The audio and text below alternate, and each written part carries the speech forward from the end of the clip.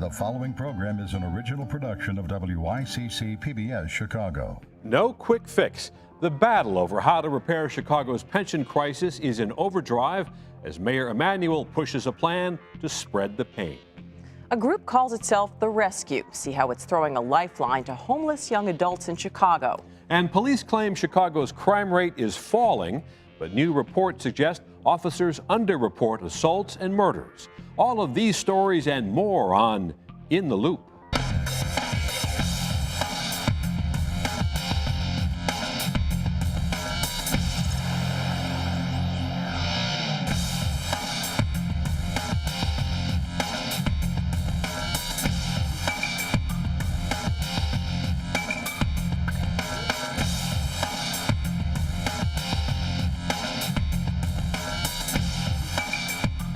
Good evening. I'm Chris Bury. And I'm Barbara Pinto. Tonight we take a closer look at Chicago's pension crisis and Mayor Emanuel's plan to fix it. That plan got the cold shoulder from Governor Quinn, and Illinois legislators passed a version without the mayor's proposed hike in property taxes. Now the question falls on city aldermen. Will they vote for higher property taxes just months before they face re-election? And that's just the beginning of Chicago's pension nightmare, because the mayor's new plan only affects some city employees.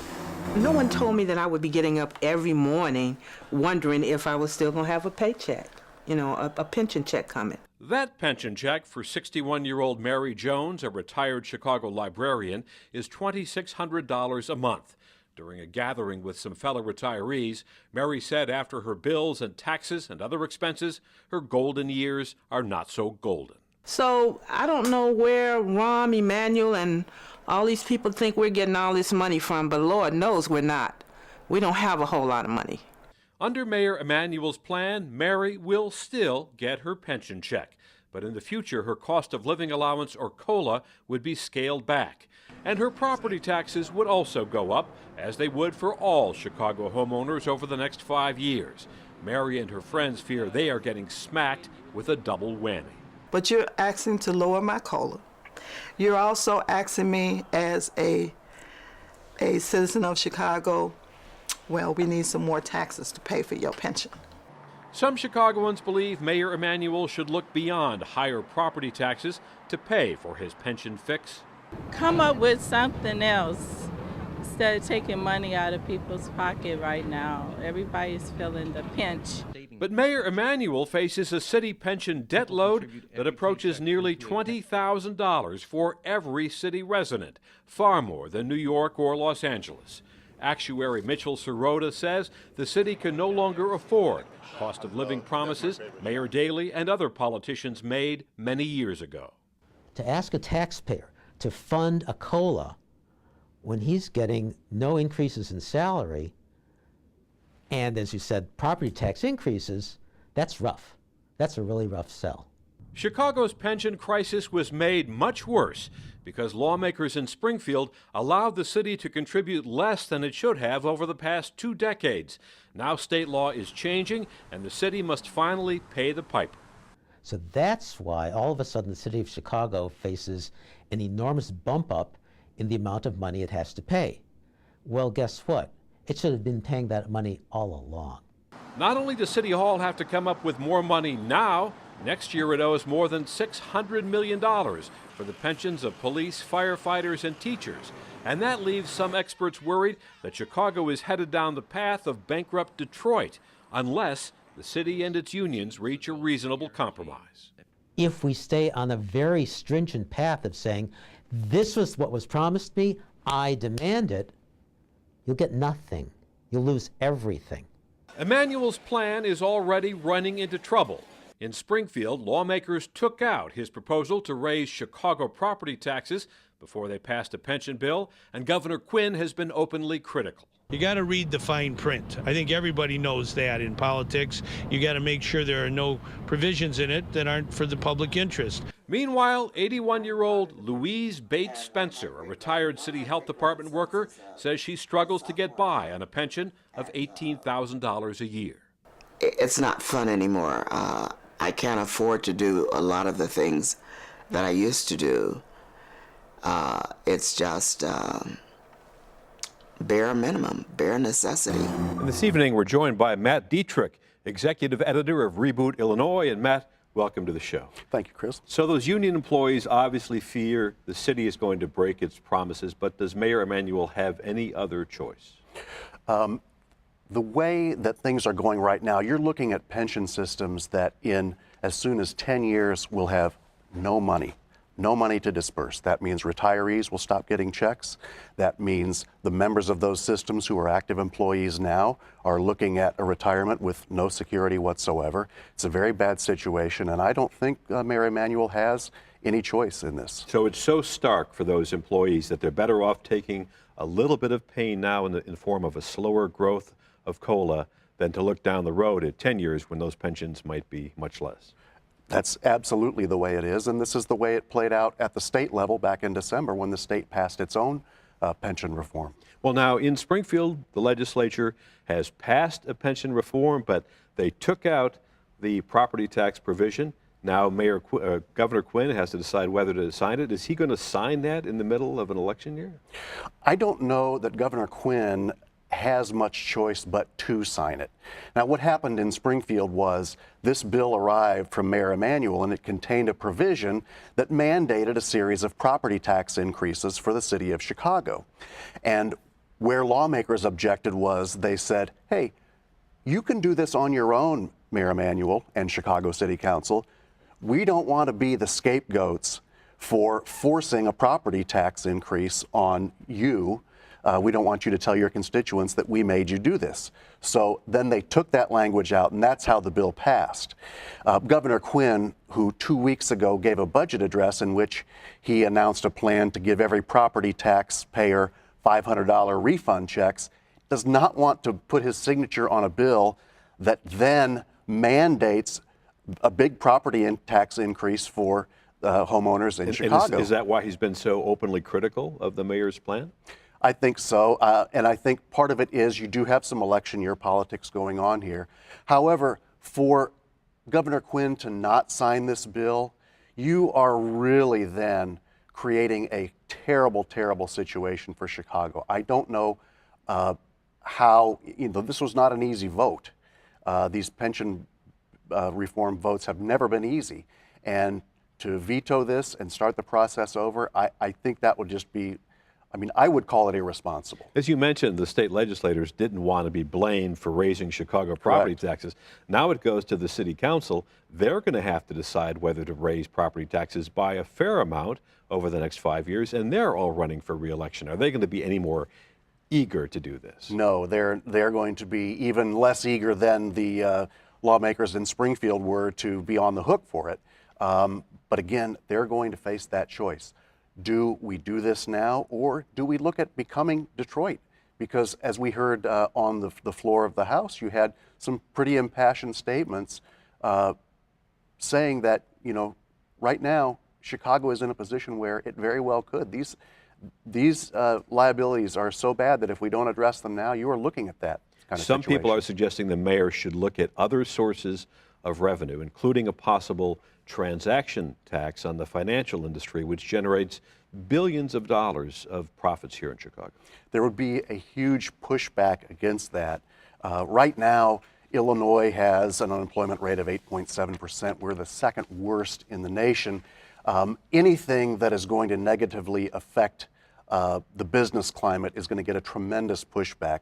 That same idea has been brought up in the past. I believe Governor Blagojevich had talked about that for a while. It's just never been very popular. There are other things that have been brought up. Mayor Emanuel has ruled out a city income tax.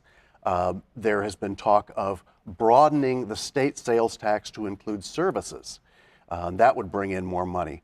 I heard an alderman on the radio discussing a possible commuter tax where you would put a surcharge on non-City of Chicago residents who work in the City of Chicago. Well, many other cities do that, including Washington, D.C., which has budgets in a surplus and doesn't have our pension issues. Correct.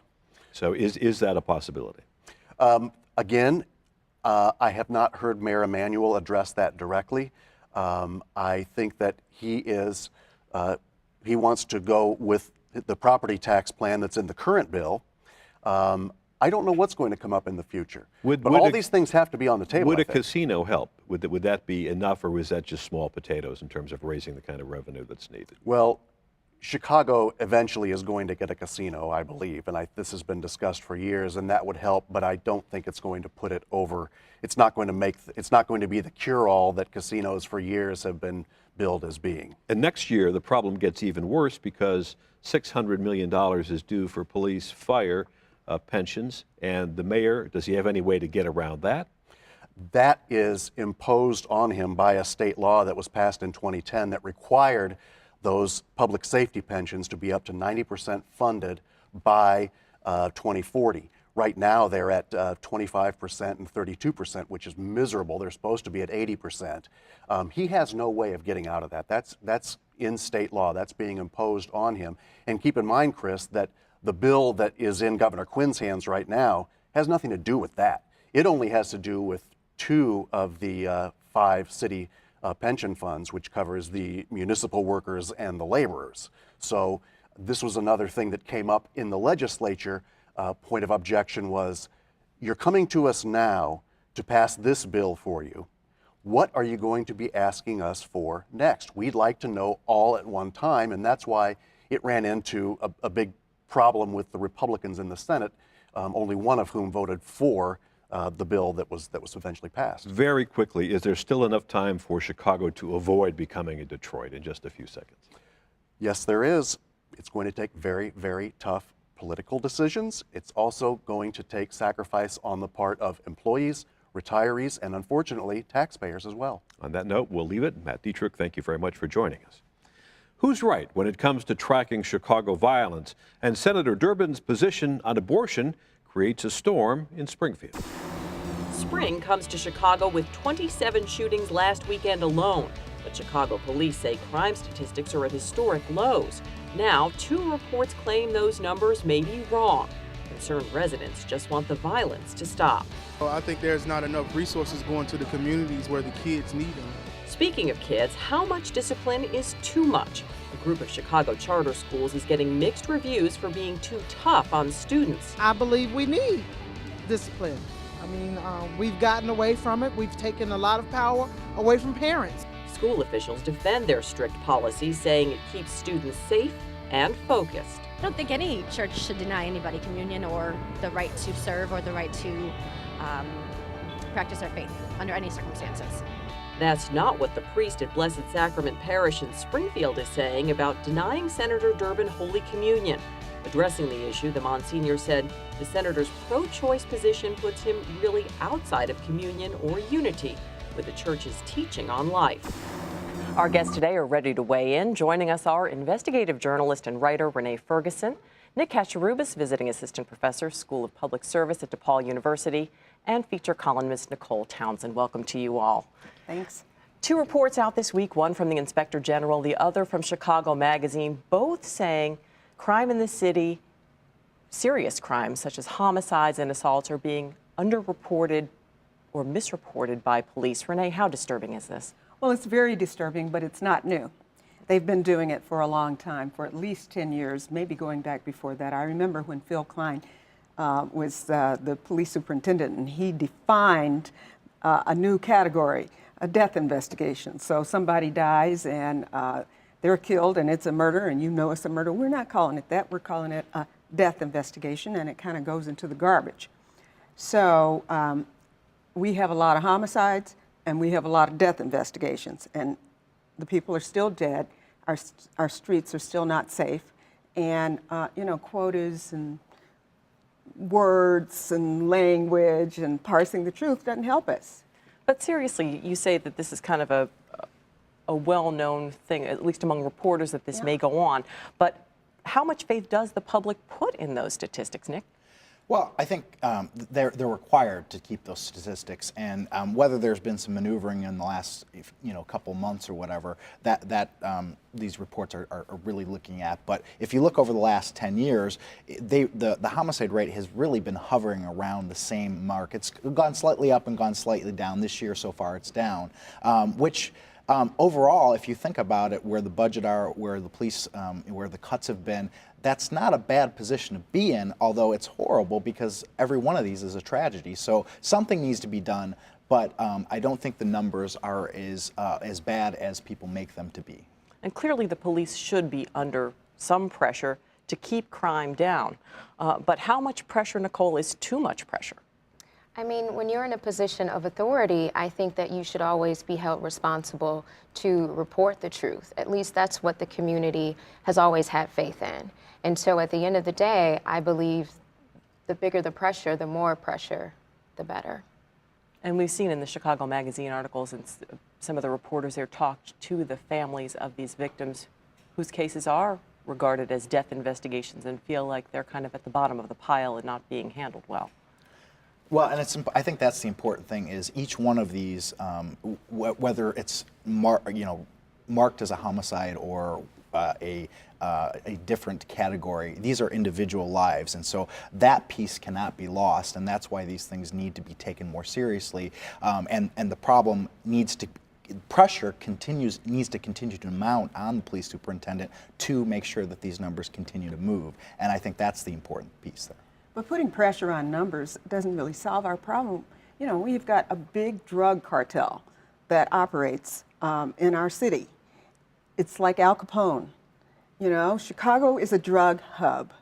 And if we are going to do anything about the murder rate, we've got to solve this problem. Our kids don't have jobs, so they take a job running drugs. And what goes with that job is a gun. And then when you've got a gun, you can kill people. And you protect your turf. And so what we're really looking at is an economy, a cash economy, where people spend cash for cars and clothes, and everybody looks the other way. And this is drug money. And it's putting food on the table, and it's a serious problem. And we're not dealing with that if you play with the numbers, however you do it, whatever you say. And don't those numbers indicate how police marshal resources and what kind of money they may get to fight crime? They do. I think the numbers do. And I agree that it's a systematic problem because the numbers have hovered around those same area, and more resources have to be put in if you want to really solve the problem. Yeah. And that's, I think, the point that needs to be taken. Whether they're playing with the numbers just a little bit or not, if you want to see a major decrease, you're going to have to put more resources into it. All right, quality of life for people in these communities is greatly diminished because there are no jobs. And so then your young man goes out and he gets a job selling drugs. Well, and he brings money home and maybe helps pay the mortgage. So you look the other way. I saw it evolve that way over the last 20 years in this city, just like that. Nice people, church-going folks. They just kind of looked the other way when their kids started selling drugs because they needed the money and they had lost their jobs and were unemployed. So it's an economic issue. Speaking of money and crime, we'll switch gears here. Some customers at a Chase Bank branch on the south side say their bank is the only branch in the city that still has a metal detector, and neighbors feel like they're being disrespected. Nicole, you have some life experience here. Do metal detectors belong in banks? I'm going to say yes. I've sat on the front line of a multi-billion-dollar institution on the teller line, and so it's a bit more complex than what people originally see and understand. I feel like when you go to work, you should feel safe, and you should not have to worry about the extra security. And I feel like the metal detectors being placed there adds just that. It's a high-risk job, and I say the more security, the better. To the concerns of the neighbors, though, aren't there less obvious ways to secure a bank? Well, I'd say there are, but I think it's important to note that this bank has had this metal detector since day one, and the neighbors were initially, opposed to it. But the bank has still flourished; it's still in business. I really think it's a business decision. Could they do it other ways? Absolutely. But if the customers and the neighbors didn't want it, they shouldn't bank there, and another bank should come in and get that business. Is realistically. To your point, couldn't customers just vote with their feet if they don't like it, Renee? I think so. I think they should boycott the bank if they don't like it. They should just don't go there. You're absolutely right, Nick. But, the thing is, my husband was, he was held up at a bank at gunpoint. And that's devastating for us. Very, very hard, you know? And so, and they had everything. It was secure. They had everything. And it was Hyde Park. And so, I mean, it happens. This is a city. People are desperate, and they do desperate things. And so I think any and everything that we can do to protect the safety of our citizens, you got to admit that you're at risk. Absolutely. Just like you said, Nicole. Absolutely. And so, I mean, I'm sorry if people are upset or embarrassed, but that's the reality that we live with, and you can't look the other way. But I think it's an unusual move to see that in the commercial private sector, but I also think it speaks to kind of a division of roles there, and you know, the corporation at this point has to figure out how to protect itself, and it's choosing to do it this way. And if it wasn't effective, I think, or if the customers were changing their minds and banking somewhere else, they might make a change. Well, we see them in office buildings, we see them in schools, which takes us to our next topic. Noble charter schools are under fire for their strict discipline. Kids are getting demerits for anything, for not sitting up straight, and I'm guilty of that, for saying bless you when someone sneezes because they don't have permission to speak in class. How much discipline, Nicole, is too much? Well, as a child growing up, my discipline started at home. My parents had to only look at me a certain way, and I knew that there would be prices to pay if I behaved poorly in school. And so I believe that there needs to be a balance. And what's going on now with this particular charter school seems a bit excessive. I mean, children are being fined. The parents don't have the money to pay for the fines. And so I believe that the discipline should start at home first, which is something that we lack. And yeah. I like it, actually. But I think that what they really ought to do is give every child $500 Noble at the beginning of school. You know, some play money at the beginning of school. And level the playing field. Because, as you say, consequences are important, but those consequences may not be so rough for someone who's got money. Well, I think you have to think about what a charter school is there to do. The whole purpose of a charter school is to change the climate and educate students in a different way.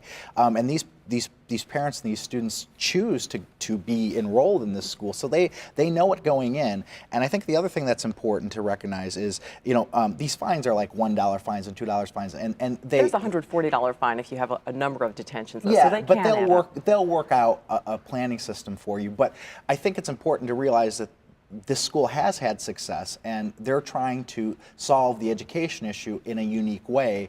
And again, similar to the bank issue, if you don't believe that's the best way for your child to be educated, there are other options for you. The president and others have argued that the zero tolerance, these strict discipline policies are essentially a school to prison pipeline because they encourage delinquency and suspensions, that sometimes this harsh discipline can do more harm than good. Well, I think if you could take the subjectivity out of it and you could be really rational about it, which we cannot be, then I could see it. But the fact of the matter is that discipline, and it's all subjective.